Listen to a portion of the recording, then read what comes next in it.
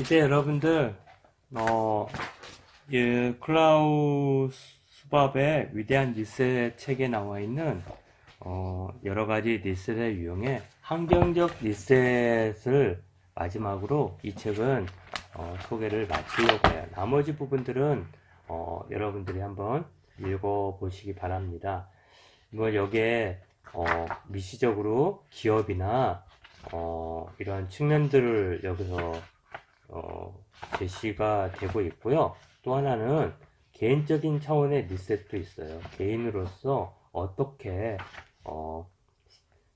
생활을 해야 되고 일을 해야 되고 앞으로 개인에게 있어서 어떠한 변화가 있는지에 대해서 실존적으로 여러 가지 측면에서 제시를 하고 있지만 좀 거시적인 측면에서 우리가 좀 살펴보려고 합니다. 지금 많은 고민 중에 있는데 지금까지 배웠던 내용들이 어떻게 평생교육이나 교육적인 측면에서 어떤 관련성이 있는지를 한번 우리가 생각해보는 그러한 측면들을 한번 가져보고 이것들이 여러분들을 한번 마지막에 이러한 내용들이 어떻게 교육적으로 연관이 될 수 있을까는 여러분들이 한번 생각해 보시고 기말 부분에 몇 페이지들에도 한번 관련성을 작성해 보도록 이미 말씀을 드렸었죠. 그거 하나밖에 없어요. 여러분들 과제가. 자, 환경적 리셋에 대해서 여러분들 지금 보면 여러 가지 기상위기나 얼마나 지금 심각한지에 대해서 글로벌 기상위기에 관련된 수업 동영상을 탑재할 테니 여러분들 한번 꼭 한번 읽어보시고요. 이제 이해 한번 봅시다. 코로나19와 기후변화와 생태붕괴의 연관성을 보면 기후변화나 생태붕괴는 장기간으로 축적된 위험이에요. 이거는 좀 비가시적이에요. 오래된 시간에 의해 가지고 기후변화가 어떻게 보입니까? 생태계 붕괴가 우리가 비가시적인 위험이죠. 그리고 또 뭐냐면 정말 기후변화나 지금 뭐 예를 들면 뭐 폭우가 내린다거나 뭐 온난화 뭐 이게 여러 가지 현상이라고 해가지고 뭐 엘니뇨 뭐 여러 가지 지금 현상들이 일어나고 있는데 진짜 그런 거예요? 기후변화와 관련이 있는 건가요? 일단 여러 가지 원인이나 요인 간의 인과관계가 불명확하죠. 이렇게 좀 규명하기가 어렵단 말이에요. 그리고 이거는 굉장히 장기적으로 대응해요. 이따가 산소 배출 관련해서 얘기하겠지만 굉장히 이거는 뭐 2030년, 50년 이렇게 장기적으로 대응을 해요. 그러나 이 팬데믹 코로나19는 아주 시급해, 위급해. 지금 당장 확진으로부터 예방해야 돼. 아주 즉각적인 위험이야. 아주 분명히 보여 이거는. 그 다음에 바이러스와 질병 간 인과관계가 명확해. 그리고 즉각적인 대응이 필요해.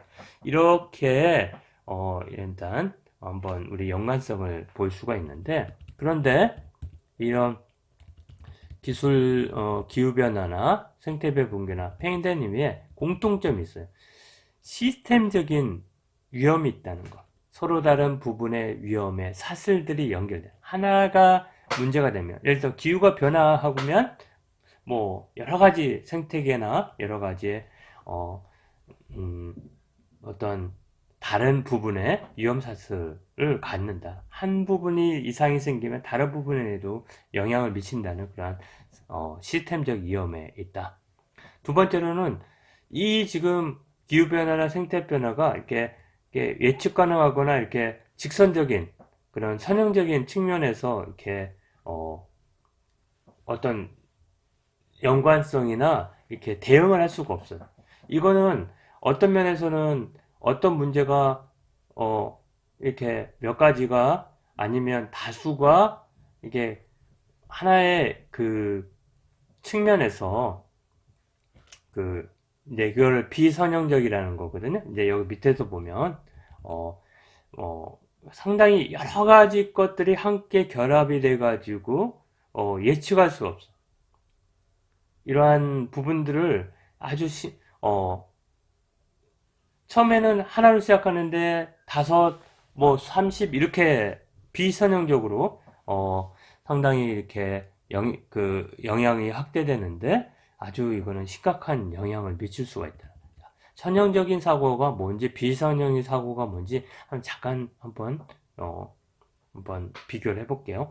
부분 속에 전체나 다른 부분의 정보가 주어져 있고 예측이나 통제가 가능해. 선형적인 사고는 1이면 3이 되고 5면 7이 되고 하는 규칙성이 있단 말이야. 규칙적이어서 예측이 가능한 선형적.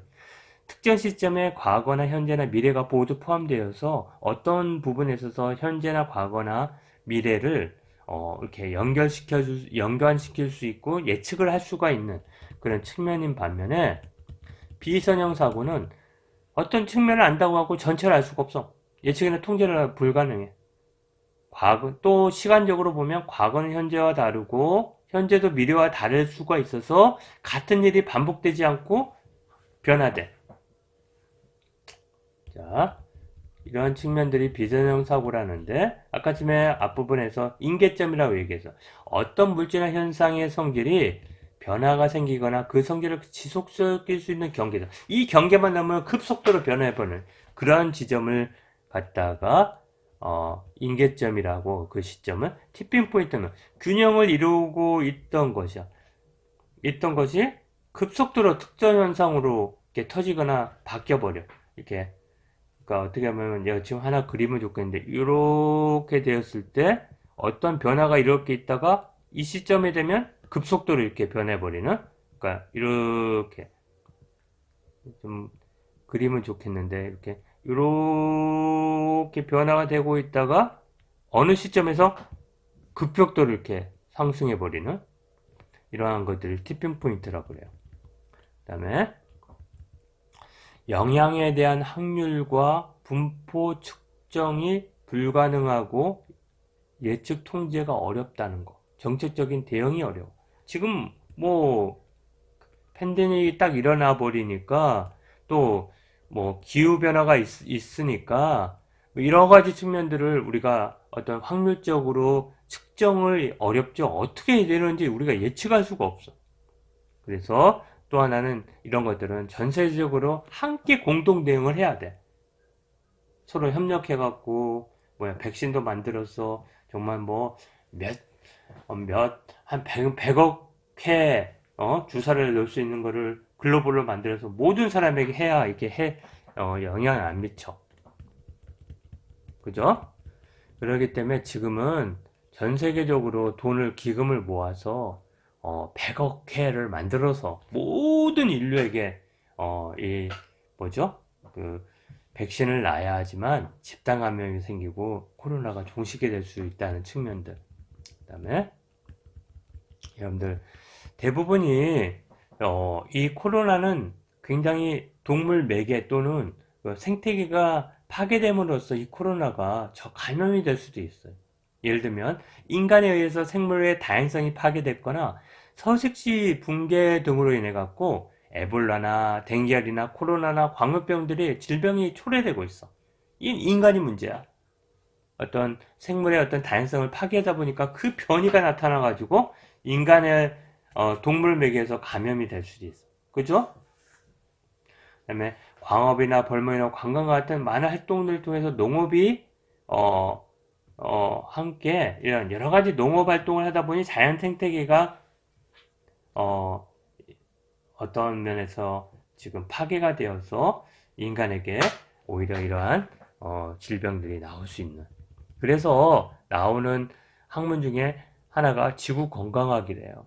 이 사람에게 건강할 뿐만 아니라 지구 건강, 인간과 다른 생물종과 전체 생태계의 안녕을 사이에 이러한 것들을 어떤 연관성을 탐구하는 학문을 갖다가 지구 건강학이라고 합니다. 자, 또 하나 재밌는 거는요, 대기오염과 팬데믹. 지구 완화래. 온난화인데 뭐가 좀 잘못?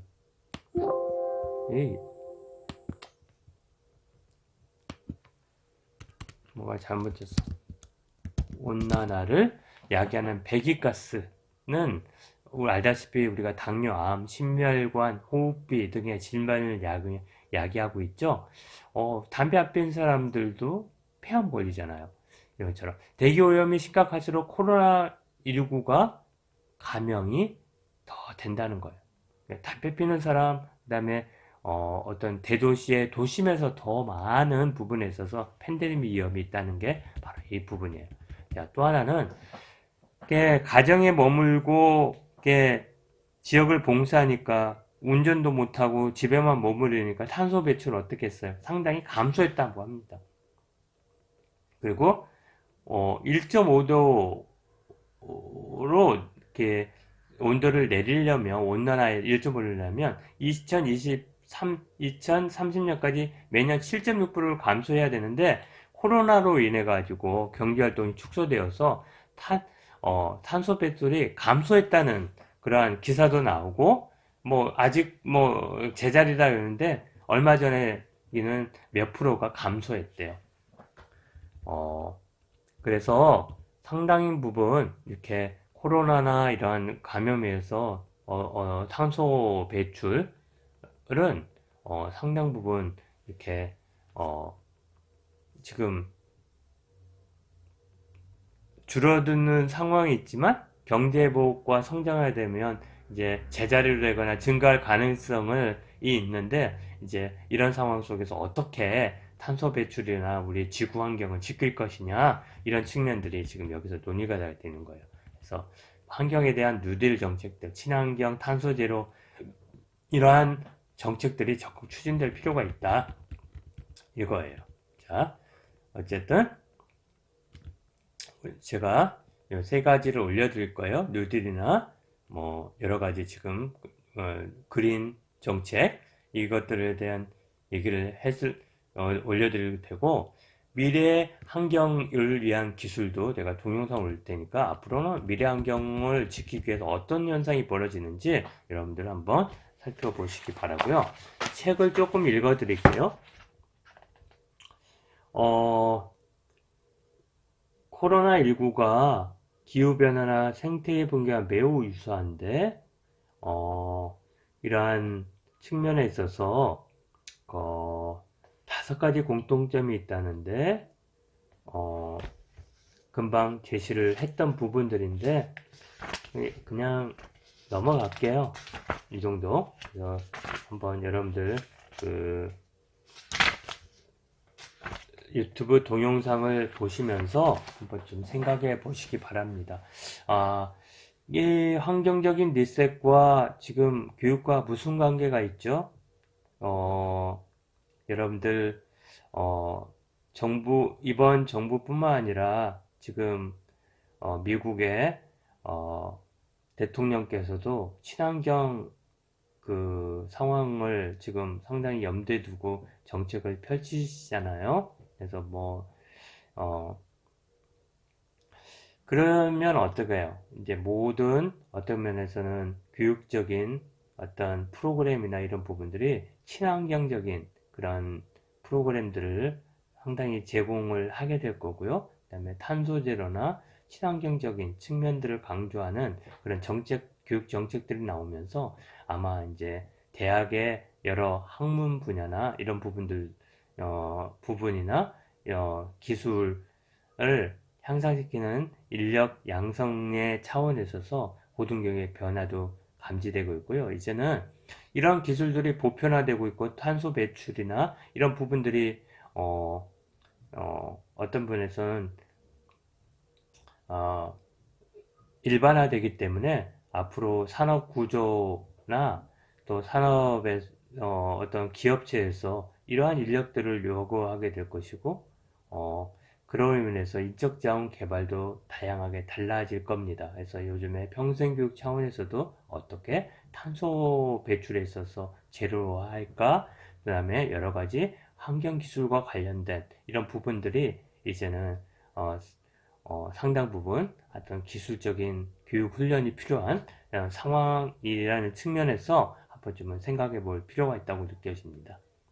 자, 여러분들 지금까지 클라우스 슈밥의 위대한 리셋에 대해서 우리가 살펴봤어요. 이제 다른 책을 이제 또 보겠는데요. 여러분들 이제 이제 이러한 내용들을 토대로 해서 한번 생각을 해보세요. 이러한 여러 가지 측면들이 우리 교육적인 정책이나 교육적인 프로그램이나 교육적인 여러 가지 어떤 교육 훈련이나 기업에 있어서의 어떤 인적 자원의 측면에서 어떠한 변화가 예상될 것인지, 그거에 따라서 교육은 어떻게 대응할 것이고, 실질적으로 학교, 대학, 또 평생교육에 있어서는 어떤 방면에 있어서 더 우리가 기여를, 또 어떤 방면에 있어서 변화가 필요한지, 특별히 지금 코로나 이후에 상당한 사회계층의 불평등, 불안정, 또 여러 가지 이런 측면들, 복지가 필요한 측면들에 있어서 특히 이제 어떻게 보면 자동화, 로봇화 되면서 지금 많은 부분에서 그러한 이렇게 노동이 대체되는 상황에서 교육은 어떤 역할을 해야 되는지, 또 이렇게 발생한 실업자들에나 여러 가지 측면에서 재교육을 시켜갖고 어떻게 보면 어, 또 다른 어떤 기술을 습득하도록 해야 되는데, 그랬을 때 지금까지 고도했던 여러 분야에 관련해서 어떻게 어떠한 내용으로 어떤 프로그램을 제공해서 실질적인 그런 사회의 어떤 복지 개념으로서의 평생 교육을 제공할지, 또 학교 교육을 제공할지, 이런 것들을 한번 고민해 볼 필요가 있다. 또 한방면에 디지털 격차에 의해 가지고 지금 코로나 시대 때 또 소득의 격차를 위해서 어떤 교육적인 사각지대에 놓여 있는 사람들에게 어떤 식으로 교육적인 그런 기울어진 운동장의 측면을 보완해 줄지, 이런 측면들을 한번 생각해 보는 것이 상당 부분 필요하다. 이런 것들을 한번 고민해 봤으면 좋겠습니다. 자, 여러분들 어, 이런 리셋에 관련된 것들을 한 두세 주 정도를 다뤘는데 상당 부분 꼭 이 책의 내용만 뿐만 아니라 동영상 부분들을 좀 보면서 여러 가지를 한번 생각해 보시고 다음 시간에는 뭘 할지 고민을 좀 해볼게요. 책의 어떤 여러 가지 변화들 토대로 해가지고 기술들을 변화로 이런 것들을 소개하면서, 또 여러 가지 지금 사회 양상들을 변화들을 제시하면서 여러분에게 어, 좀 여러 가지 그 사회적인 이런 측면들을 좀 고려해 볼 수 있는 측면들 한번 제공해 볼게요. 그래서 여러분들 어떤 뭐에서는 어떤 측면에서 어떤 그 사회학적인 어떤 분석이 필요한데, 제가 지금 어떻게 보면 여러분들이 하나의 이제는 교사들이잖아요. 그래서 다음 시간에는 사회학적인 측면을 한번 제공을 하려고요. 그래서 소위 말하는 여러분들이 이제 앞으로 어떤 교육 프로그램을 제공하는 그런 교사라고 생각하고 한번 이런 제목을 한번 제공해 볼까 합니다. 교사를 위한 사회학 해가지고 사회학적인 측면들을 한 차시 정도는 제공을 한번 해 드릴까 하는 생각을 갖고 있습니다. 어, 그래서 한번 공부를 해 보십시오. 특별하게 제가 알기로는 여기에 지금 사회복지를 전공하는 우리 선생님이 한 분 계신데, 그분을 위해서도 한번 교육적인 측면에서 교육 사회학의 여러 가지 측면들, 물론 복지 차원에서도 상당 부분 연관이 될 텐데, 그런 것들을 그분을 위해서도 제공을 해줘야 되는 그런 상황인 것을 이해해 주시고 한번 들어보십시오. 물론 제가 교직시역이나 교육학과의 우리 학부 수업에 교사를 위한 사회학 해가지고 한자시를 꼭 가르칩니다. 그 내용의 콘텐츠를 올려드린다는 점도 이해를 해주세요. 정말 힘드네요. 매 시간마다 지금 막 수업을 만들어갖고 막 올리는데 좀 한 주 정도는 좀 내가 좀 쉬어야 되겠습니다. 미리 말씀드립니다.